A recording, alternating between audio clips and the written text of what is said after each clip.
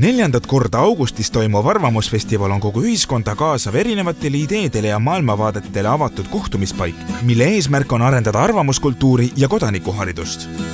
Ma arvan, et mitte kellelgi meist ei tule kahjuks natuke õppida teise poole argumente kuulama ja ka ise oma seisukohti paremini argumenteerida. Tegelikult asjad, mida ma ütlen, mõjutavad päriselt inimesi.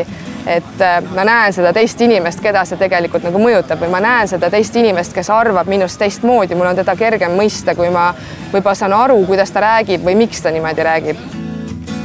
Toeta Hooandjas ja valmib hubane festivaliala, kus on mõnus liikuda ja mugav istuda, et energiat jätkuks ikka 2 päevaks. Toeta Hooandjas ja koolitame moderaatorid, et arutelud oleksid paeluvad, mitmekesised ja tugeva X-faktoriga. Toeta Hooandjas ja iga arutelust rammestunud osaleja saab turgutust klubimelust ning kohviku hubasusest. Toeta Hooandjas. Arvamusfestival sünnib 300 vabatahtliku koostöös, kes juba annavad festivalile hoogu oma aja ja oskustega. 1000 tänu kõigile. Ootame sindki, et kohtuksid suvi, puhanud pead ja olulised teemad. Normaalne ühiskond peakski niimoodi töötama. Tere, tere Eestimaa!